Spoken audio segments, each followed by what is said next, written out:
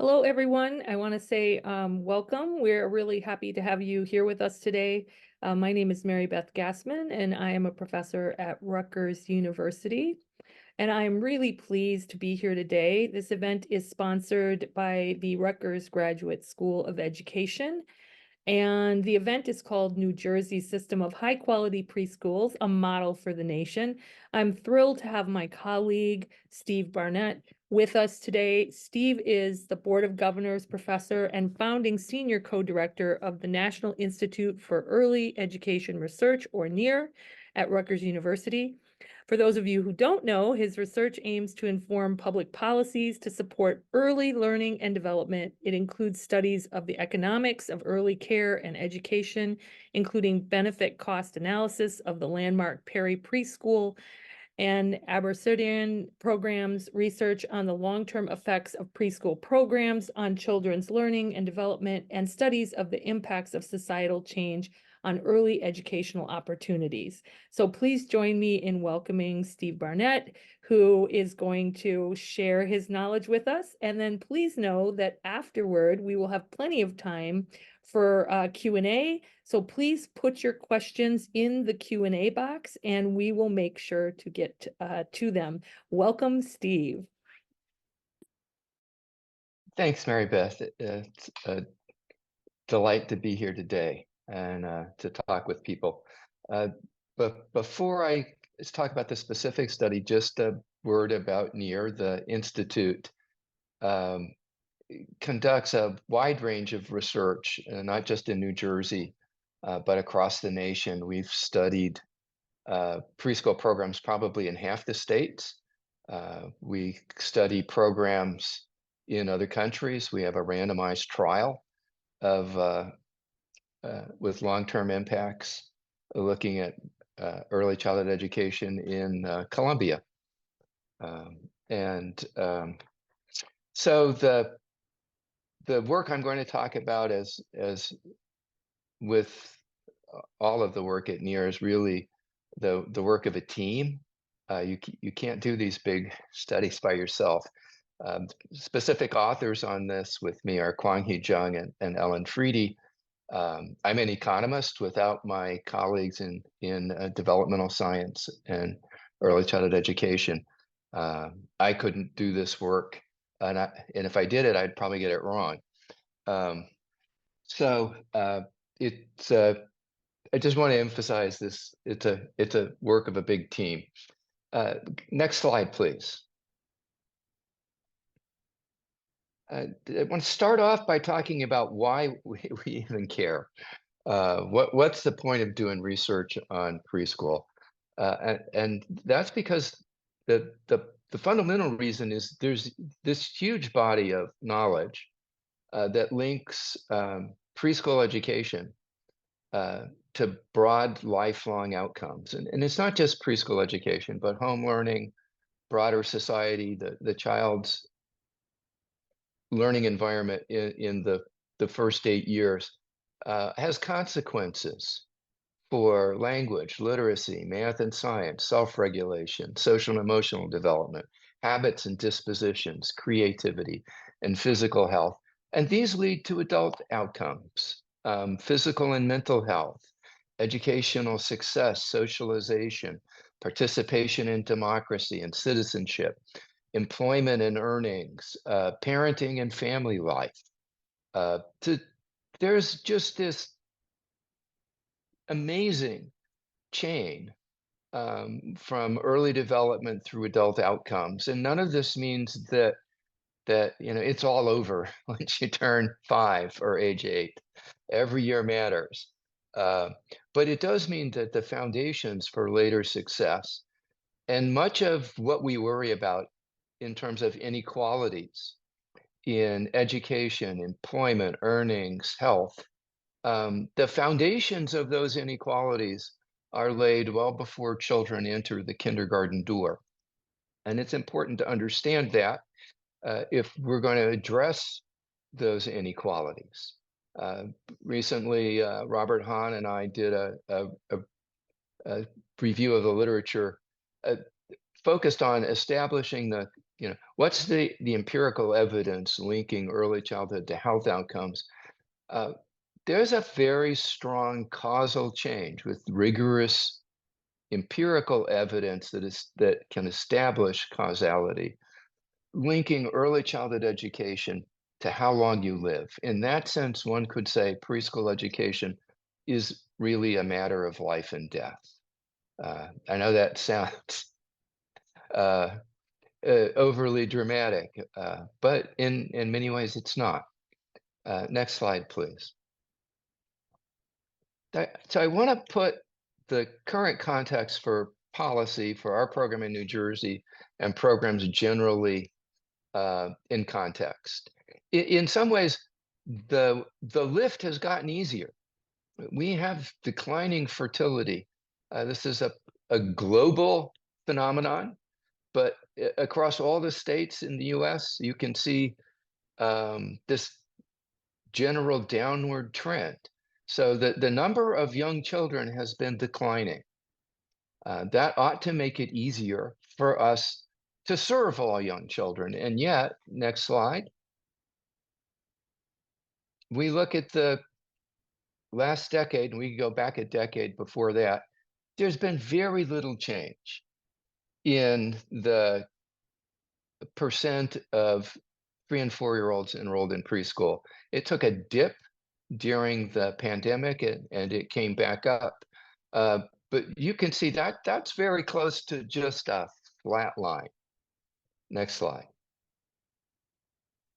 And if we look beyond, did kids get to go to a program, to is this a program that would actually be expected to produce the kinds of impacts over a lifetime that I talked about to begin with? Here's the last data we have from 2006 on a nationally representative sample. Good pre-K is literally defined as good on the early childhood environment rating scale. And you could see no one, right? Across the board, children do not have access to good pre-K, right? And this access is also unequal. If we look at how does this vary, right? The group that we would most like to have get rich early childhood programs, kids of college dropouts, of the fewest resources in their homes, fewest financial resources to provide for their kids, they are the least likely to get good pre-K. Next slide. And so if we look across, right, this, what are the impacts of typical pre-K programs in the US? This is from a meta-analysis of hundreds of programs. These are effect sizes, standard deviation units, about a quarter of a standard deviation immediate impact. But each year out of the program, this falls, and by the time we're 2 to 4 years beyond children being in the program, the effects are very tiny and indistinguishable from zero. And so this is typical of what we provide with public programs, not just private programs in the United States in terms of expected outcomes. Next slide. So it's important to understand then that New Jersey has a model for preschool education implemented at scale that's remarkably different from what children in the rest of the country have access to, from the programs that are producing these minuscule outcomes over time. It comes out of the Abbott v. Burke court case. Right? So this is a court case in New Jersey that is based on the child's right to an education under our state constitution that enables them to have at least a fighting chance to be on a reasonably level playing field with response to participation in the social, economic, and political life of our state. And our state Supreme Court ruled that was unlikely to be possible unless children growing up in cities with high concentrations of poverty had access to high quality early education beginning at least at age 3. That's a remarkable court decision, right? It also made decisions, this decision also put into place massive reforms of funding and the programs provided in K-12 at the same time. But in 31 high poverty cities, Camden, Newark, Jersey City, Paterson, New Brunswick, where we're located, um, the court ordered the provision of high quality preschool education to all kids with high expectations, adequate funding. The court repeatedly um, told the state they had to go back and do it over because they had to design the program first and then figure out what it cost, not set how much you want to spend and back into what a program would look like, which is the typical way preschool programs are developed. Strong teachers. Every teacher had to have an early childhood certification or license for your college degree. Be paid at public school scale, whether they're in a public school or not. Small classes, maximum class size of 15. A strong curriculum, other supports for children and parents, and supports for teachers. I'm going to talk a fair amount about those supports for teachers because they're important. Next slide. So this is another way of looking at the New Jersey's model, that what was called the Abbott preschool program and now being expanded beyond the Abbott districts. It begins with the goal, which is children's well-being and happiness. And it sets expectations for what children should learn and be able to do in their well-being. And that's followed then with expectations for what early childhood programs have to provide and teachers need to be able to do to make that happen. So that leads to direct interventions, teacher-child interactions, parent engagement specified in some detail about what the state expects to happen. That then takes us to, well, what are the supports that these direct interveners, the direct actors who work with kids need to have? Integrated, scaffolded curriculum, aligned and focused assessment, and then professional development and supports for that. So the state developed what really is a unique set of aligned tools, right? So every teacher had self-assessment rubrics, had coaching aligned to the self-assessment, right? Had differentiated and comprehensive professional development in class and their own classes and beyond. Professional learning communities set up not just for the teachers, but for the learners. This was really a remarkable process that builds on much of what, if you read Michael Fullan or Tony Bright, Charles Payne, well, this is like textbook, literally, what they say you ought to do to have effective urban education programs. Next slide. Another way of looking at this is essentially that the state put into place at the individual child, teacher, classroom, and district level, as well as the state level, a continuous improvement cycle.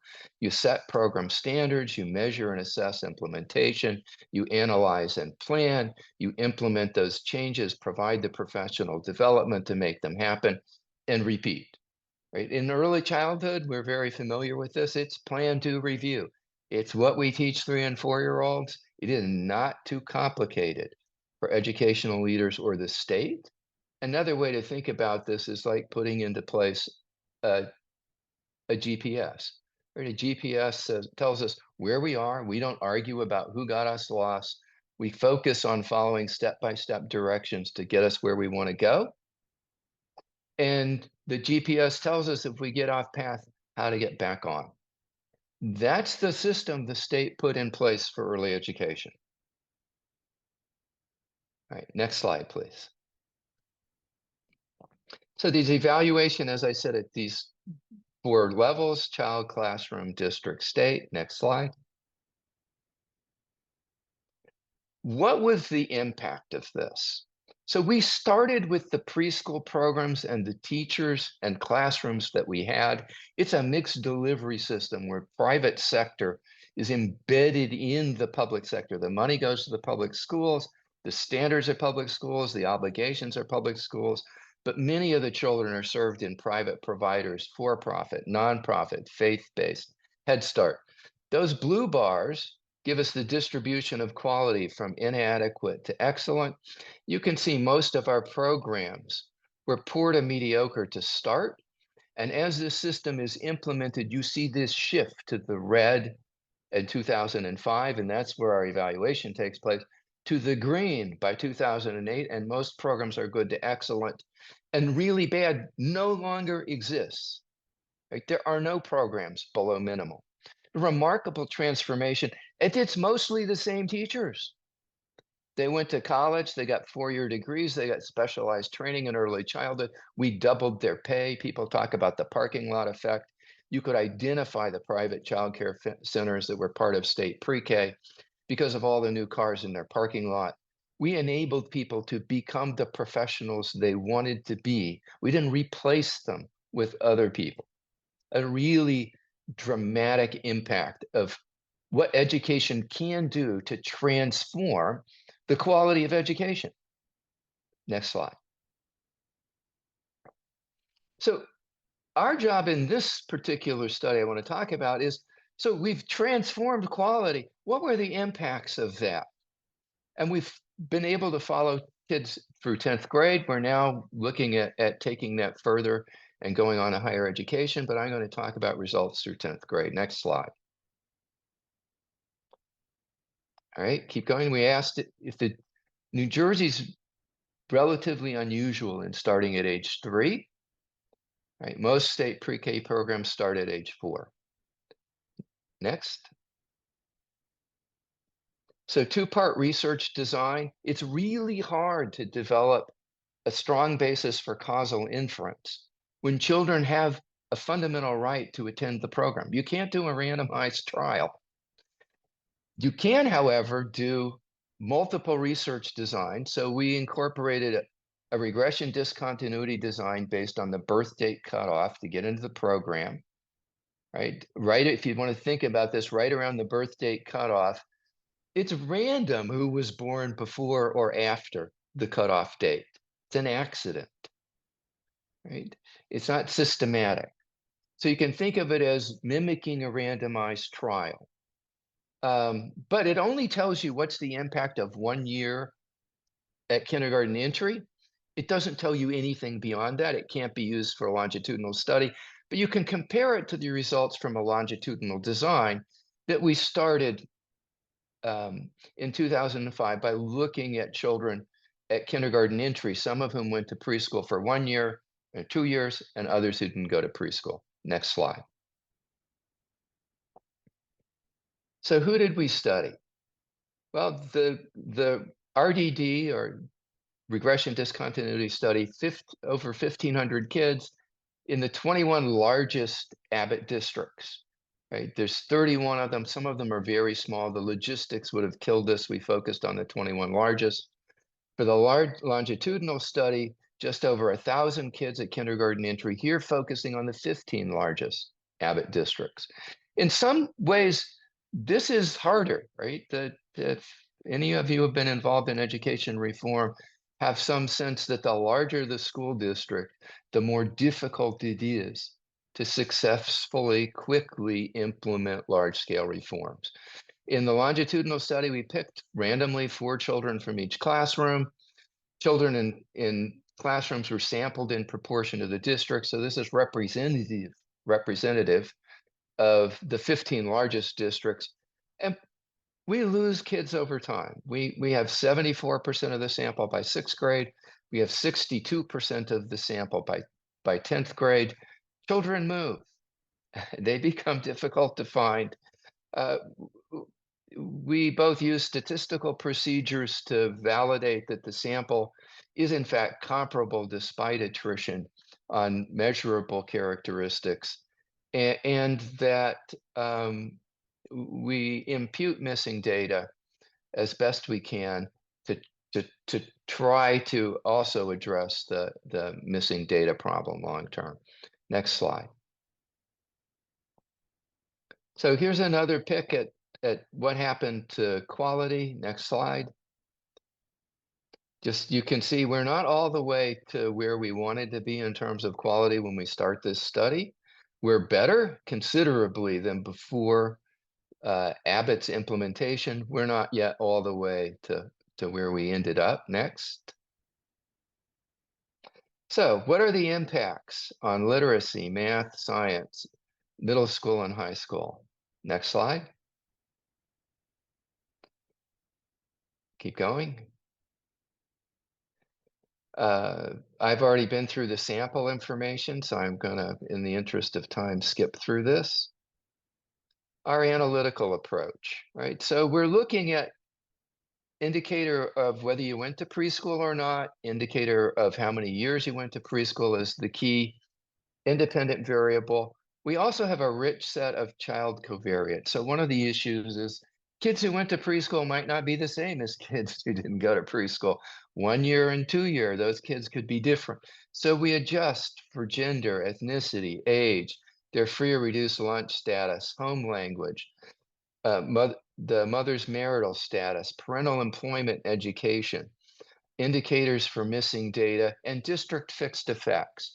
So what do we mean by that? Well, an economists think about fixed effects. What we mean is we're only comparing kids within the same districts. Our estimated effects are not comparing kids in Camden to kids in Newark. They're only based on comparisons within Newark, within Camden, within New Brunswick, within Canesburg. And we use clustered standard errors to account for nesting within schools. Remember, these kids are nested within districts and within schools. We don't assume that those are independent in the same way that children from different districts are from each other. Next. So our outcome measures. We measured language, literacy, math. From kindergarten through second grade, we individually assessed kids. Once they get to third grade, we pick them up on the state exam. So that's not as good at using the state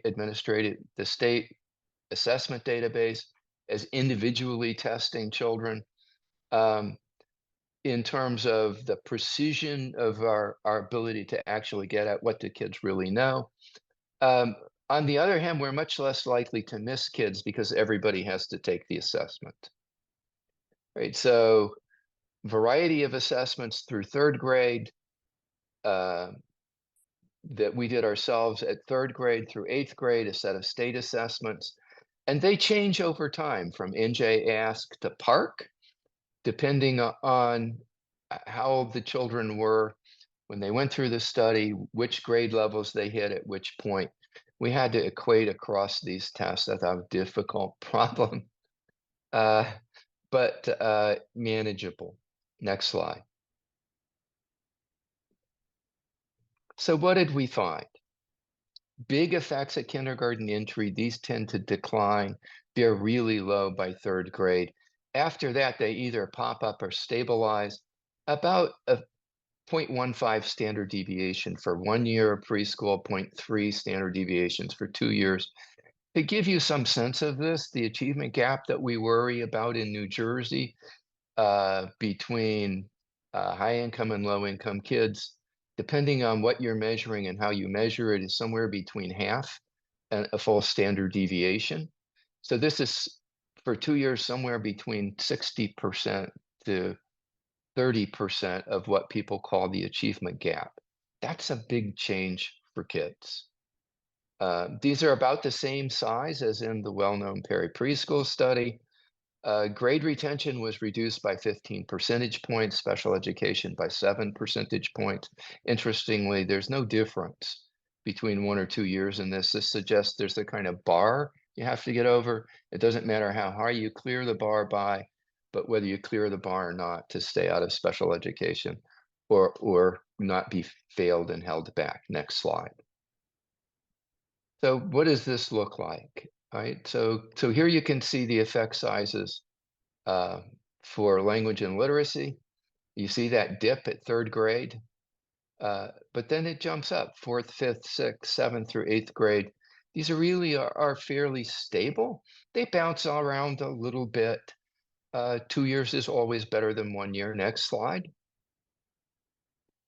You see the same thing on math. If anything, the math effects are better.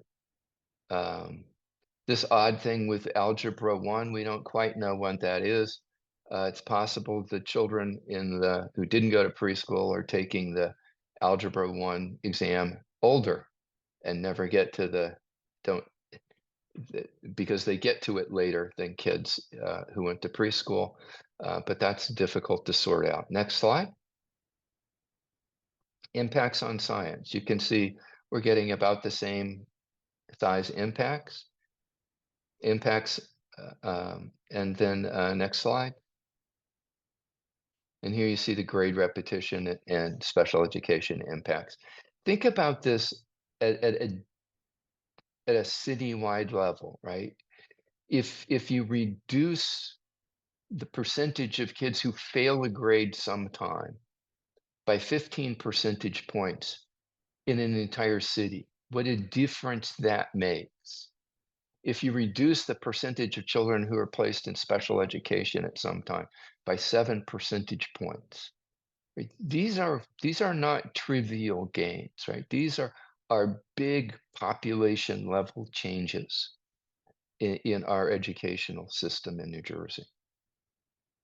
Next. So can we trust these results? Well, the use of the alternative methods indicates that, right, that we worry, did we somehow bias them upward because we're not using a randomized trial? Well, if we compare the regression discontinuity with the longitudinal study design, at least at kindergarten, the one place we can compare them, the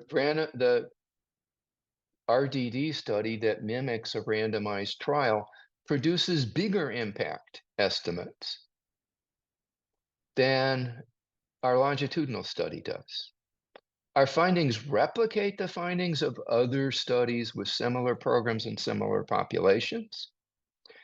And independent studies, so Tim Bartik of the Upjohn Institute in Michigan did an analysis of what are the impacts of children who attend preschool and public schools on NAEP scores at fourth grade. And he found with good precision, the average impact of most state preschool programs is near zero, but not New Jersey. New Jersey's average impacts are about the size that we estimated in our study. So that's another independent confirmation that these are in fact reliable and valid outcome estimates. Next slide.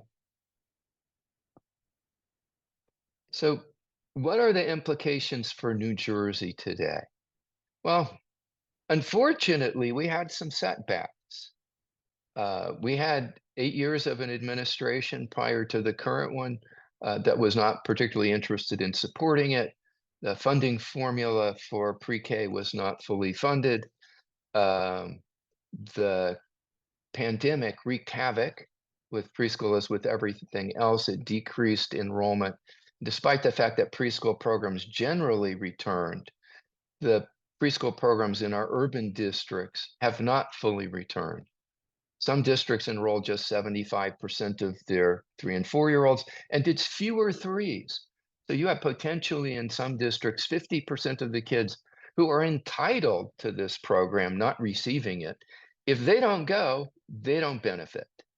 The variety of reasons this may be happening, but it's certainly something the state needs to take attention to, and districts need to take attention to, and those who are advocates for the children in our urban districts in New Jersey need to be concerned with. Private provider participation has declined steeply. That has implications for parents who need childcare and wraparound services. The state has now less capacity in state government to implement this GPS continuous improvement system with tens of thousands more kids now enrolled because the program's been expanded well beyond to hundreds of districts now. They have less capacity than when they only had 31 districts. That doesn't work. And there's reduced support for K-3 alignment and focus to make this an integrated system. There's a lot of work for New Jersey to do to get this program on track to produce the kinds of results that we documented. Next slide. And there are lessons here for other states.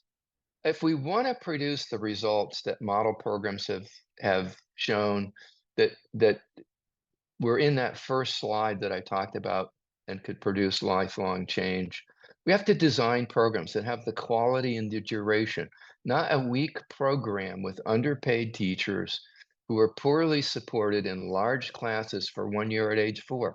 That's not going to work. We need strong teachers and leaders, small classes, strong curriculum, at least 2 years beginning at age 3. And we need to set the funding per child based on what it actually costs to provide a high quality education for kids, not back into our program model based on what we're willing to pay and wishful thinking. And then the second big point is investing in infrastructure. In some states, they have one person in the State Department of Education in early childhood. But that's not a there's no continuous improvement system. There's no monitoring and evaluation accountability from the state that's effective if that's the situation. We need a stable funding mechanism to begin with, such as putting preschool in the school funding formula. We need a continuous improvement system with rigorous evaluation. We need this integrated with K-12, right? The districts like Union City, where kids now who are the vast majority of them, home language is not English. They're from many of their parents are first generation immigrants. 90 something percent of them are qualify for free reduced lunch, and they score a third of a grade level above the national average through 8th grade. Right? So Union City moved Algebra 1 from 9th grade to 7th grade, where it is in the urban district. If they left it in 9th grade, kids would not have learned Algebra 1 in 7th grade. Right? So that's a kind of simple example. There's a lot more complicated work in K-12 to build on the gains of preschool. And finally, you have to have adequate state capacity to support programs and systemic change to make all of this happen. Next slide. Thank you. And happy to take questions. All right. Thank you so much. I really enjoyed that because I kept thinking about what it was like to have a child in preschool. So the entire time I was thinking about that. So thank you so much for sharing with us. And just to let people know, we do have time for Q&A, and so please put your questions in the Q&A. I think one of the first questions that I wanted to ask Steve is, where do you think New Jersey is going to go from where it is right now? Like, if you were to look 10 or 15 years into the future, where do you see the state? And then I'm going to ask you a follow-up question, but where do you see the state moving in terms of its commitment to pre-K education? Anything And really innovative coming up? this is a great question. It's a question I have to answer very cautiously. Not just because as an economist, I know that our forecasts are often really bad, but because NEAR is working with the governor's office and the Department of Education on preschool expansion plan for the next 15 years. And as this gets out into the public, it is sometimes known as the NEAR plan. And I want to make clear that it is the governor's the Department of Education's plan and not ours. But that also puts some constraints on what I can say about plans. So I will say that this governor and the Department of Ed are committed to expanding access and ensuring quality over the next 15 years. And they've been very adamant that they're not rolling back the quality standards for the program, right? The easy way to expand access would be to make it a lot cheaper. And they've been adamant they're not doing that. This is not just the Abbott model now, this is the New Jersey model. And they're not backing away from what works. Um, the state's been increasing funding gradually. I think we will have a challenge, right, as we move out of the pandemic and that federal funding has disappeared. And now we have to fill in. Um, there is a refrain: the state has no money. And this is 100% state funded. That is extremely unusual, right? K-12 is about 50-50, if you want to think about it as 45-45 with the other 10 from the feds. Preschool in New Jersey is 100% state funded. That makes the state lift very heavy.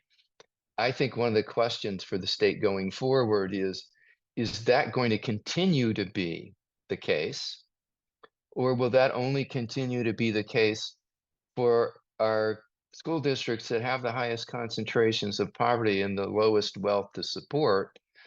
And maybe when you get to Princeton and Summit and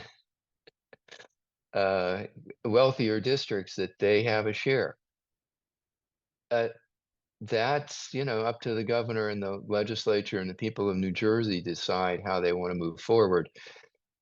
At some point, we will have moved forward far enough that's not an option, right? That you can't go back on what you've been providing and promising.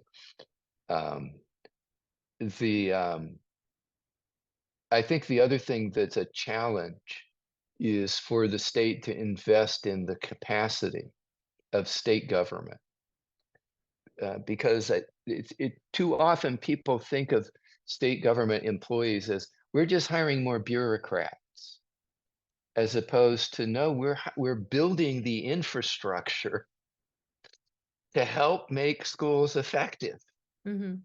and they need that help and support. And that's one of the areas we've been most innovative. It's one of the most difficult things for state government to fund. And the Abbott court case had a Supreme Court ruling behind it that helped put that in place. But when you move beyond the districts that have standing in the court case, that gets harder to fund. So I think there are some real challenges here that the education community and the advocacy community need to engage with to build the political will, right? So I talked about what has to happen in the state, at the district, in classrooms. But for them to be able to do that, there has to be an enabling environment, and that enabling environment's political. Mm. Mhm. And that means that everyone who wants to have this happen, and educators can be tremendously influential. They need to be engaged politically to help build the political and public will. When this program was first implemented, there was a campaign Mhm. to provide the evidence to the public. There was 85% agreement in New Jersey on paying for high quality preschool for other people's kids. Mhm. Yeah. At 85%, there is no demographic that is not over 50. It's just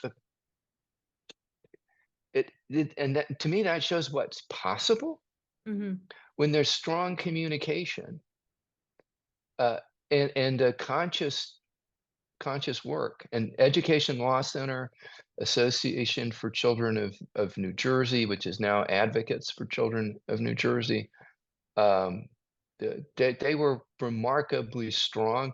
but the Garden State Coalition, NJEA and AFT, um, the it was a huge coalition of organizations around the state, the Principals and Supervisors Association, that all together put themselves on the line, groups that you may not necessarily think work together generally, but are willing to work together to for equity and excellence in education in New Jersey.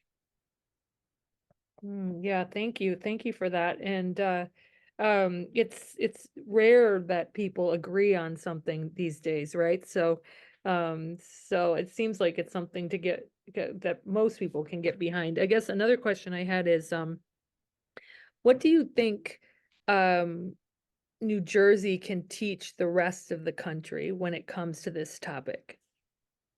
But to me, the one of the fundamental lessons is start by setting high expectations.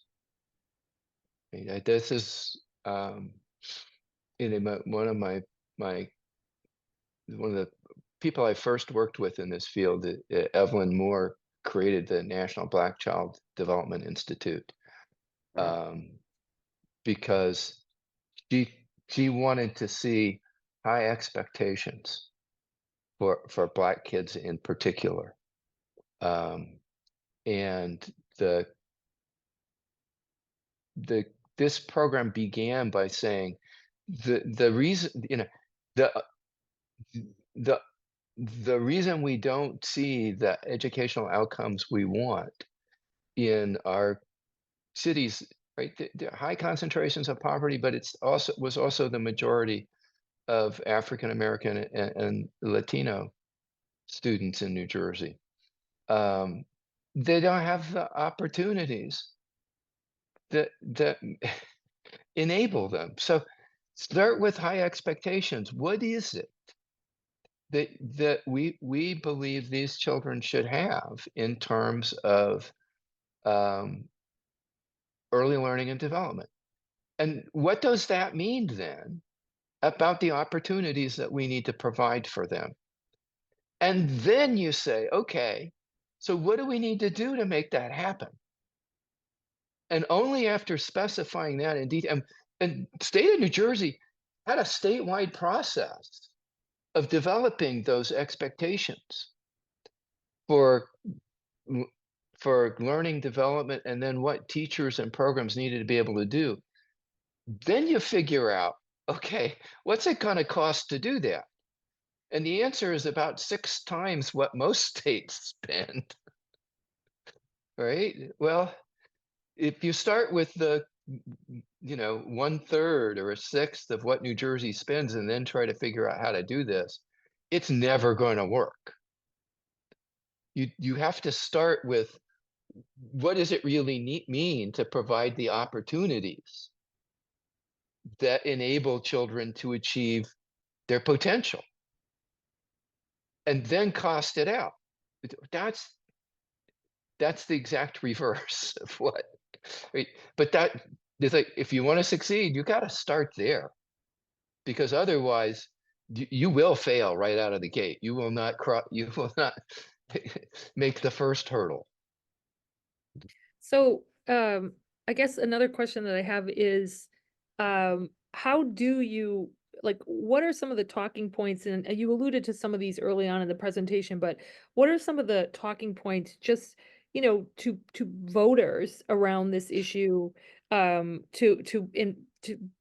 be able to support more state investment in this issue? What's a talking point? Like I'm thinking just as somebody who, I benefit I my daughter went to pre-K in Georgia and there's a Georgia pre-K program, right? And she benefited immensely from that program. It was free pre-K. It was wonderful, especially because I was a young assistant professor with hardly any money. So it really helped me immensely and it helped my daughter. It helped with her reading, it helped with all kinds of things early on. So for voters who can play a big part in this, how do like what are talking points that are based on research but can be translated to average folks around who are really the people who end up voting on these issues, right? Or can write Right. to their representatives and get movement on these issues. Yeah, I think I, there's a set of issues about you know one of the messages is we got a great program. The problem is we don't get it to all of the kids that need it, much less, all of the kids. I mean, in my view, all of the kids need it. It's a and you see this how it took off in New York City. And even wealthy parents in Manhattan said, "Hey, we're willing to pay for this for everybody. But, our kids are not getting good early education either." It's like so that this is this is about everybody's kids. Um, and it just you can't just assume that it's out there for people to find. It's not. And the so I think there's for the part of the population who's had young kids and understands the importance of it's just the part they need to hear is, don't think because we have this program, everybody's already getting it. They're not. And people don't know that. A lot of people assume because there's federal Head Start that every child in poverty goes to preschool when half of them don't. So, so just these kind of basic facts. But then there's what is the future we want for our state? Who's going to be our workforce in the future? Are we adequately preparing them to succeed? And it's right, but yeah, the kids in our schools, right, who are turning 3, they're the only future we have. That there are no other kids. If we miss them, we've missed them. These are that and there are states. Alabama has been investing in high quality preschool. You wouldn't think Alabama would be a leader. Why? Because businesses in Alabama said, these are our customers and this is our workforce in the future. Yes. If our Alabama Power and Light is to be successful in the future, we need higher income customers and more productive workers. And the way we do that is by investing in our kids and not leaving anybody behind. We can't afford to do that just as a business. Um, for those who are worried about the democratic life of our states, it's important to understand. Um, we find kids who go to these high quality preschools, it's not just about the narrow academics. Like, they're more likely to do things for their neighbors. They're they're they're more likely to be engaged in civil society. Um, the Many of the Nordic countries invest much more in early childhood than we do. Yes. Yes. Not because they want to increase their test scores. They're pretty happy with their test scores. Mhm. They shouldn't always be, but they are. Um, but they want their citizens to be strong participants in the democracy, to be able to find common ground, to to work their way through misinformation, the to have the critical thinking skills, uh, but also the social skills.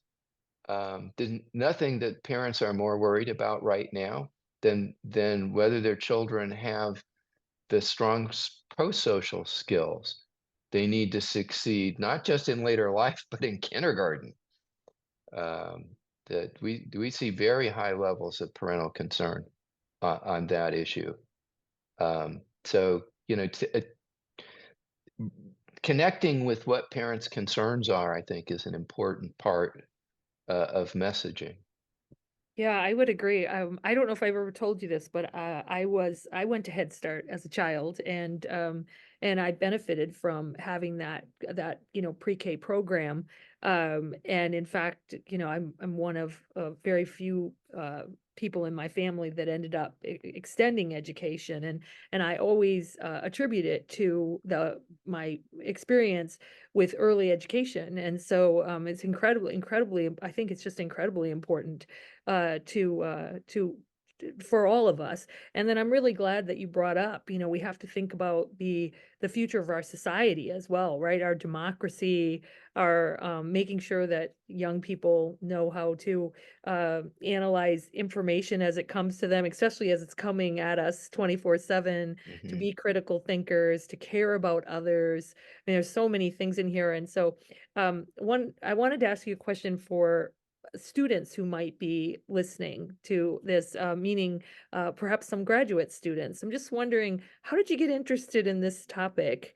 And why are you so passionate about it? You spent an entire career doing this work. Like, why are you so passionate about it? I just think that's really Yeah. important for people to understand about a researcher. Right. So is it an accident? How much of it is biography? I went to preschool for 3 years.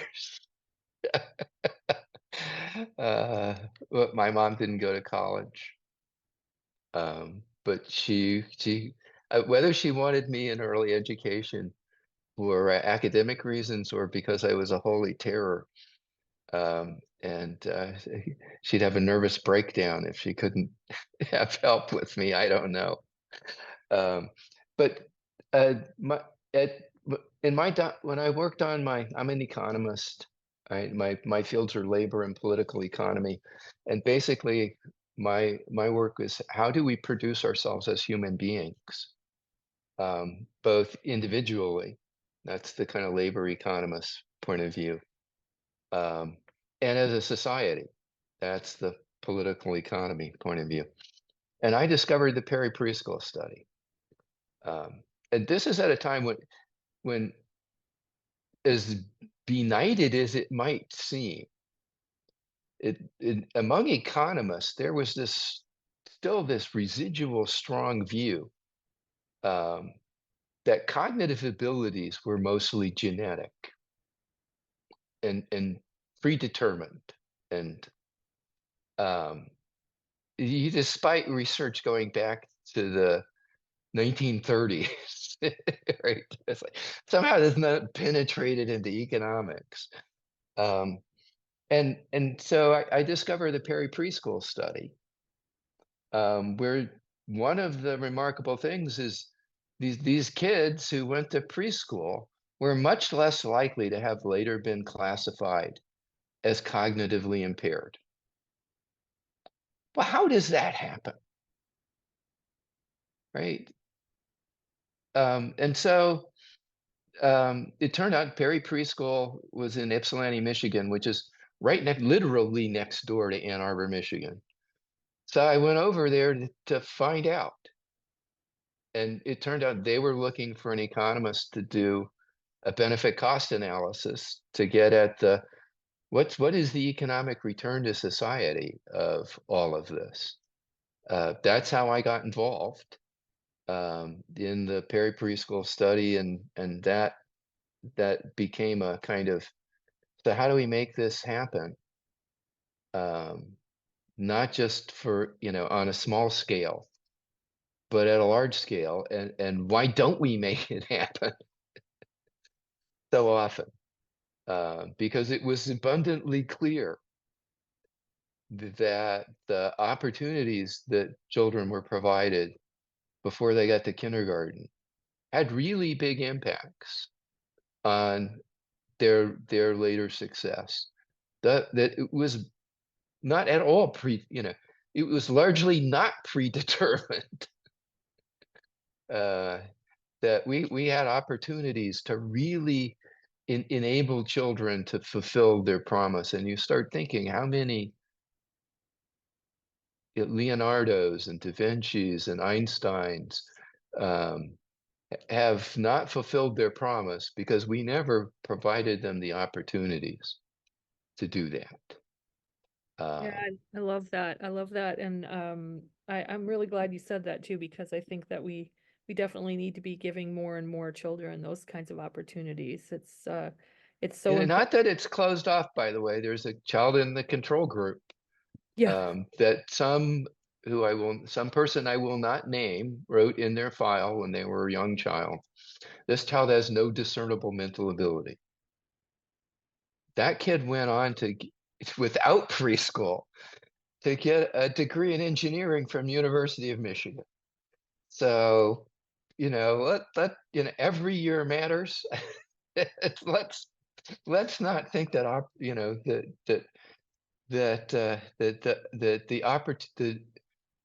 the door for opportunities ever closes. Just sometimes people get that message. It's all, if we don't do this when they're preschoolers, it's all over. No, absolutely not. That doesn't mean we don't need to be, we should be neglecting the first 5 years. Mm. But every year matters. Yeah, no, absolutely. Thank you. Well, thank you so much for doing this with us. I personally just really love learning more about what you do in your research, and I want to say thank you to the attendees today. Thank you to Rutgers Graduate School of Education, which is sponsoring these webinars. I want folks to know that we have another one coming up at 2 o'clock on March 20th. It would be Nicole Garcia, who is another one of our wonderful faculty here, talking about her research. And we will make sure to get everyone a copy of this wonderful talk today. And just a final thank you to our team at Rutgers GSE and the Proctor Institute for putting this together. And thank you, Steve. This was wonderful. Such a great opportunity to talk about such an important issue. And I love children, so just loved having this conversation with you. So thank Thank you. you. And thanks to your team. Oh, of course. Take good care, everyone. Bye-bye. Bye.